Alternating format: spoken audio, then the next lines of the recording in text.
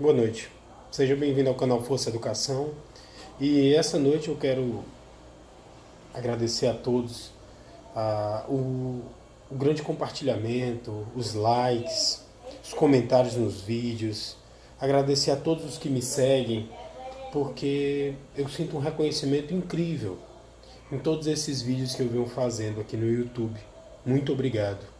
Obrigado de coração a todos, ao Michael, Natan 6x1, Jim Peripécias, Compilados Rewind, Canal Super 90, Tininho Play, Furry Games, Lobo Wolverine, X Games Wolverine, desculpe. Muito obrigado de coração por todos vocês que têm feito esse canal Força Educação se tornar um grande prazer para mim e uma grande oportunidade para que eu possa chegar até mais pessoas que pensam mais ou menos parecido como eu e possa, através do diálogo, informar, fazer uma crítica e debater os rumos da nossa sociedade. Essa noite eu quero continuar a reflexão que eu comecei nos últimos 2 vídeos, falando sobre o materialismo e o avanço do materialismo na nossa sociedade brasileira do século XXI. E no último vídeo eu falei do Übermensch, do Nietzsche, que foi usado por Adolf Hitler durante o nazismo. E uma das coisas que algumas pessoas me perguntaram foi sobre o niilismo. Afinal de contas, de onde vem, o que é, para que serve? Niilismo é um comportamento que não é descrito primeiramente por Friedrich Nietzsche. Outros autores já tinham falado sobre ele, mas principalmente em literatura. E quando se fala de niilismo, se fala sobre uma apatia muito grande do ser humano com a vida. Essa apatia, ela se traduz numa falta de sensibilidade para com os outros seres humanos e na falta também do reconhecimento de um sentido para a vida. A vida não teria um sentido último e por conta de não ter um sentido último, qualquer coisa que nós fizéssemos não poderia ser julgado por qualquer um que fosse ser humano ou mesmo uma abstração mental. É assim que é tratado o mundo transcendente, o mundo espiritual, o mundo da fé. Niilismo vem da expressão nihilo ex nihilo, que quer dizer nada vem do nada. E para essa concepção materialista de vida, nós seres humanos deveríamos nos ater ao mundo prático e o mundo fático, que significa dizer o seguinte: enquanto nós perdemos tempo tentando encontrar a razão última para as nossas ações, uma moralidade que desse conta de todas as nossas ações, nós estamos apenas nos desgastando, porque na verdade não existe essa moral.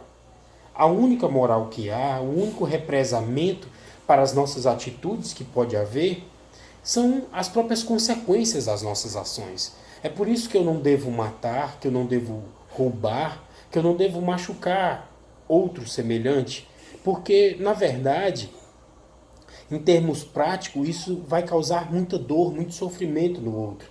E em termos fáticos, isso vai trazer consequências, vai trazer revoltas, brigas, conflitos.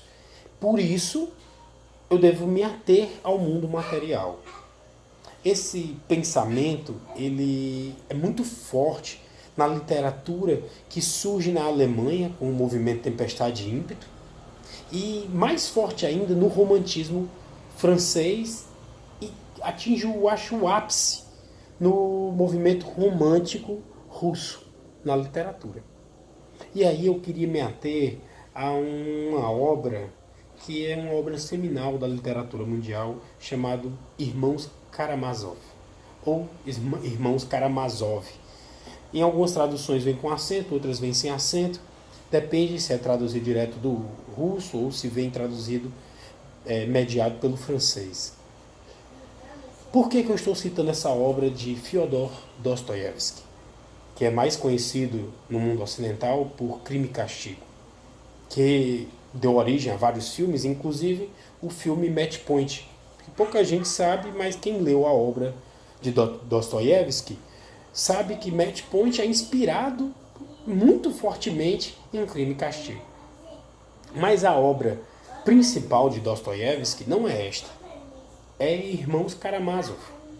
E essa obra ela apresenta várias personagens que representaria o pensamento humano do século XIX, que poderia ser o pensamento humano do século XX, que poderia ser o pensamento humano do pós-Segunda Guerra Mundial, onde as pessoas estão profundamente abatidas pelo sentimento de destruição trazido pelo conflito de grandes nações, de grandes potências.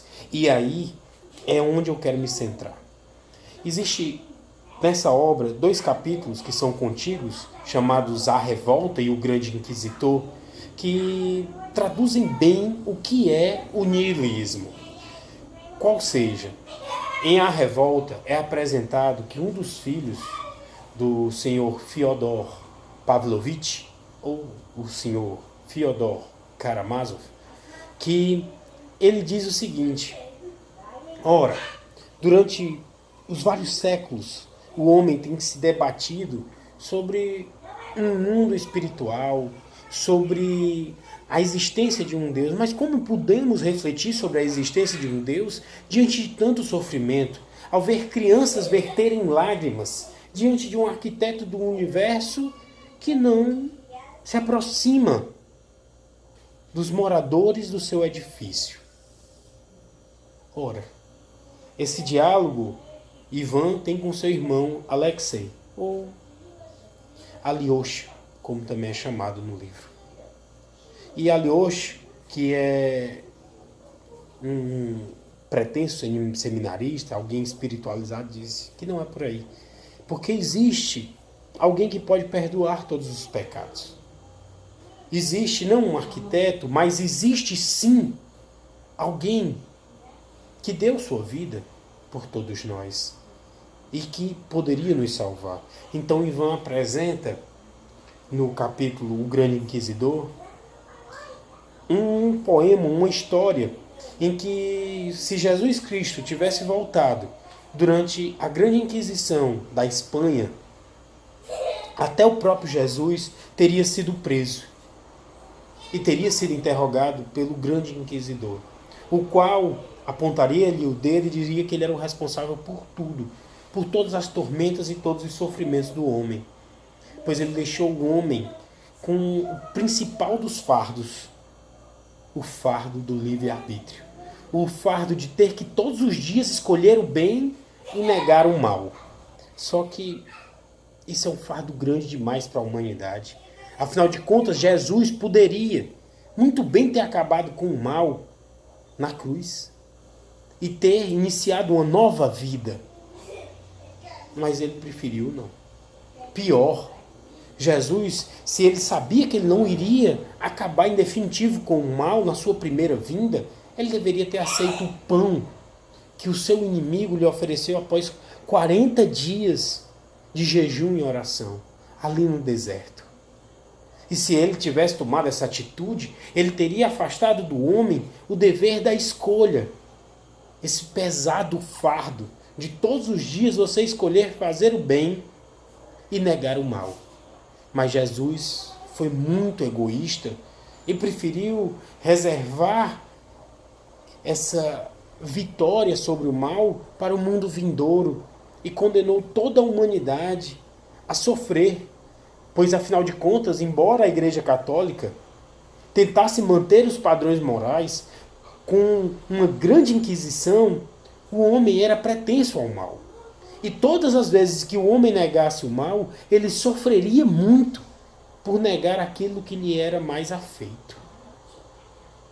Esse diálogo que está presente no livro justificou que por várias décadas chegasse até nós ocidentais e também até alguns da Ásia, né, ali da própria Rússia, a ideia de que no diálogo do livro Irmãos Karamazov, se justificasse que se Deus não existisse, tudo seria permitido, todo o mal seria permitido. Se Deus tivesse abnegado da humanidade na cruz, nós não sofreríamos, pois as nossas questões seriam simplesmente pautadas em 2 parâmetros: o mundo prático e o mundo fático. As ações seriam destinadas muito mais a determinar aquilo que poderia nos trazer prazer e evitar a dor. Eu venho revelando, descortinando, denunciando o materialismo da nossa sociedade por causa disso. A vida é muito mais do que fugir da dor. A vida é muito mais grandiosa do que isso. Nós não estamos submetidos a um determinismo em que nós devemos agir conforme os nossos instintos mais primitivos. Embora negá-los também nos traga sofrimento, mas esse tipo de sofrimento, ele é muito paliativo. Porque quando nós fazemos o bem, independente de no futuro recebermos o bem por aqueles a quem nós praticamos, a verdade é uma só: o nosso coração festeja. E eu falo isso com base em eventos bem simples, bem ordinários no nosso dia a dia. Uma jovem na Ilha do Governador, uma cidade do Rio de Janeiro, estado, foi assassinada porque próximo à escola onde ela estudava, ela, quando foi abordada por 2 assaltantes, entregou um celular da marca iPhone que os bandidos sabiam que seria de difícil desbloqueio ou difícil para passar para outros bandidos, para receptadores. E eles, tão revoltados com aquilo, deram um tiro na cabeça dessa jovem. Esse crime aconteceu em março de 2018. Depois esse crime aconteceu em junho de 2018 em São Paulo. E eu poderia citar várias outras datas, vários outros meses que foram acontecendo com jovens no Brasil. Mas eu quero dizer para vocês, se nós estivéssemos pautados simplesmente entre a praticidade, o pragmatismo e a faticidade, o real, talvez fosse bom você andar todos os dias com um celular de R$100 no bolso e um outro celular mais moderno para as suas funções diárias, para o seu trabalho, para a sua diversão. Mas nós não estamos num mundo pautado simplesmente no pragmatismo. Você pode ser feliz. Você deve buscar a felicidade. E a felicidade, ela não está presa a esse mundo, no mundo material, no mundo físico. Ela vai muito além. Ela se manifesta no amor, tal como o apóstolo Paulo, na 2ª epístola aos Coríntios, no capítulo 13, ele enumera. A esperança vai passar, a fé também, mas o amor, esse permanecerá para sempre, porque esse vem de Deus. Esse é o canal Força Educação, e se você gostou dessa mensagem, deixe o joinha, compartilhe e muito obrigado. Boa noite.